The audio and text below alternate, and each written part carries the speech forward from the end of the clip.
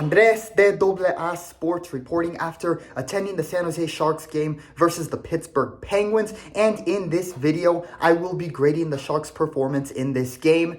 The San Jose Sharks, after an awful loss against the Panthers, were looking to finally turn their form around in this game. And they successfully got the win and did just that.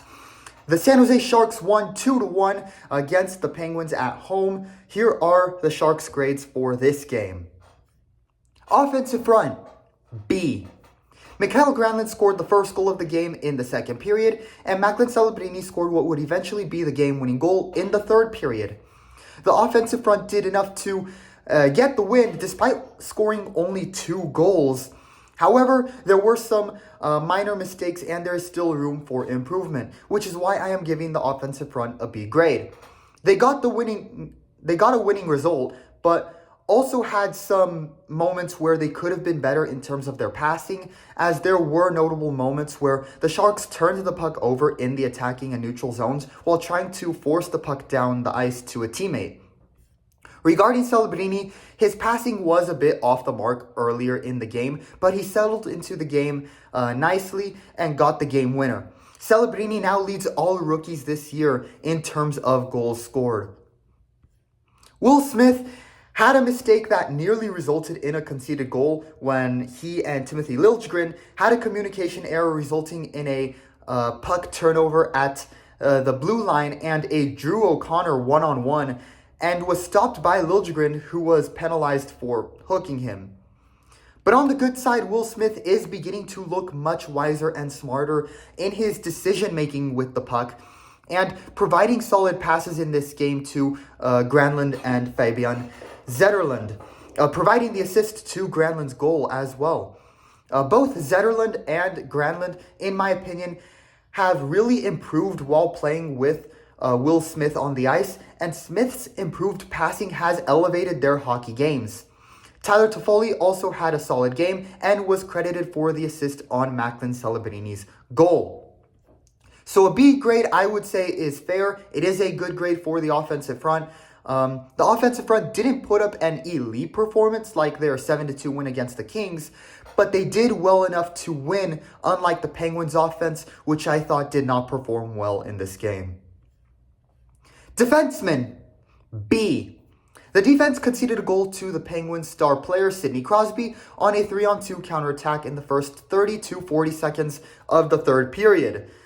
While it was a moment where Sidney Crosby showed us how he is one of the best players of his generation, at the same time it also gave bad feelings of earlier in the season where the Sharks would concede goals very early in the first 4 minutes at the start of periods.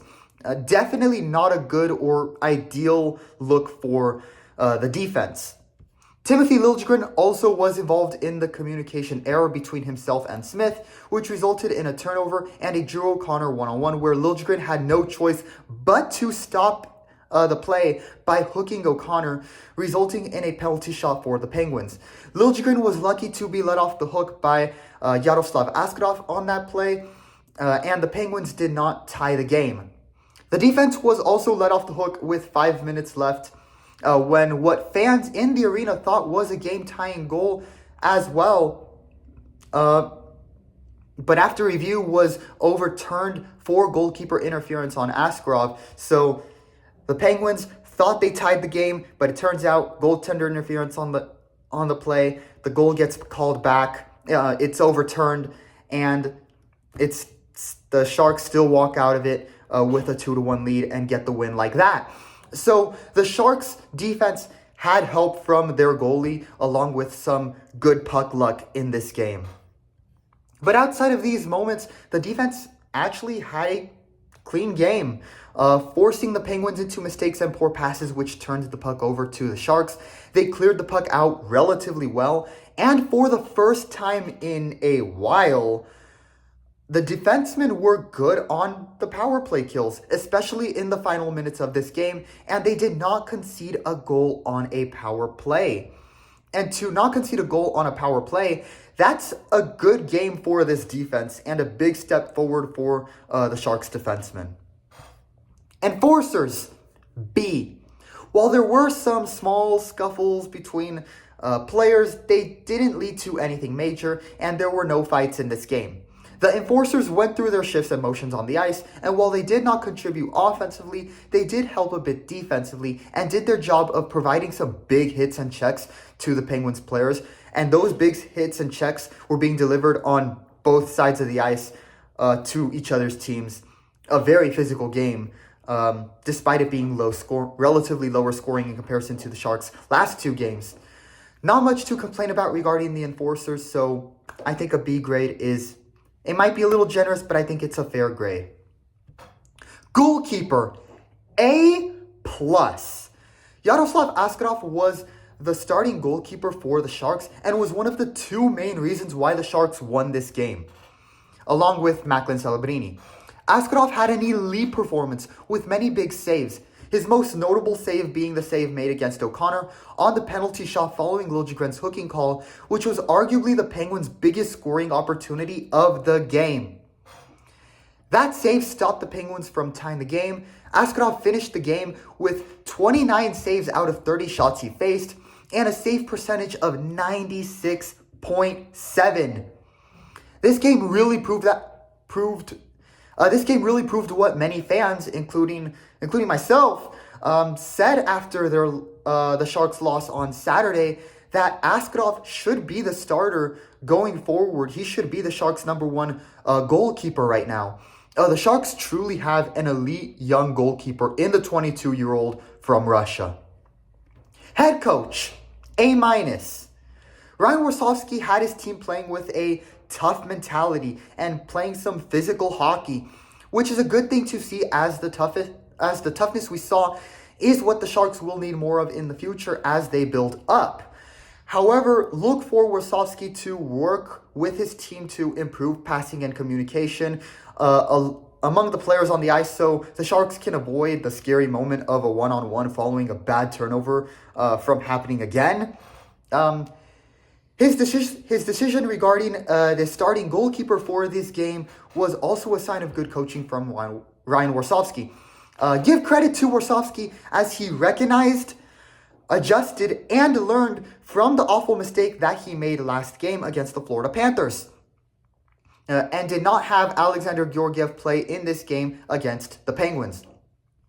As we all saw and unfortunately remember, Georgiev was the starting goalkeeper this last Saturday against the current Stanley Cup champions, and Warsawski and the Sharks got forgieved as Georgiev had another terrible game where he conceded four goals, and Warsawski ended up having to pull him from the game in the second period after that fourth goal conceded.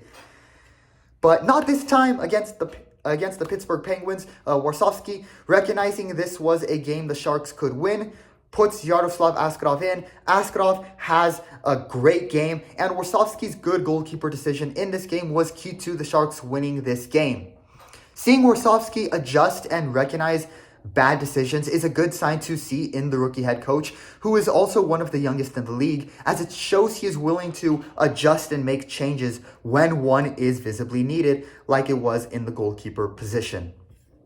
Final score, Sharks 2, Penguins 1. The Sharks win on Monday night in SAP Center, and with this win, the Sharks end their 6-game losing streak, and they return to winning form. For the team as a whole, I will give the Sharks a respectable B grade for this result. They did not play elite hockey by any means, and this was not their best game of the year, which in my opinion was when they destroyed LA 7-2.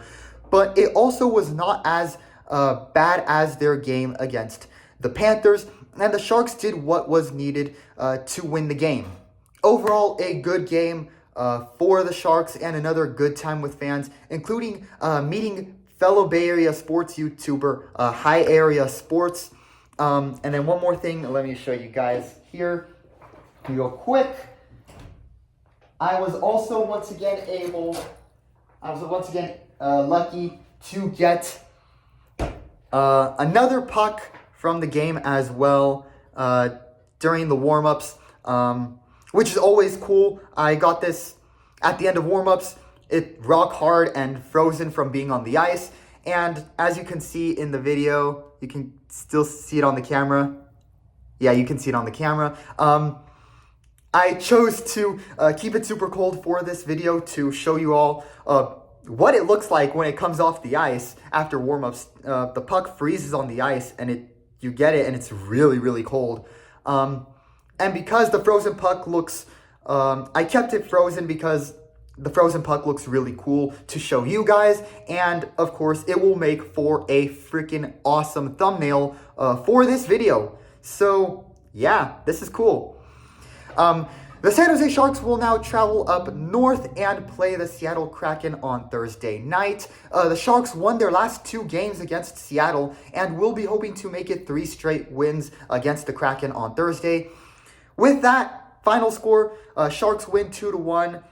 Great night at the Shark Tank. I get to meet a fellow Bay Area YouTuber and I make an appearance on his channel, and he got to make an appearance on mine, and I got a puck at the end of warm-ups. Nice and cold, straight off the ice. Preserved it for the awesome thumbnail. Once again, a great night at the Shark Tank with some great fans. That will be all for me in this video. Leave a like and subscribe, and leave your opinions on the game in the comments below. Thanks, everyone. Go Sharks.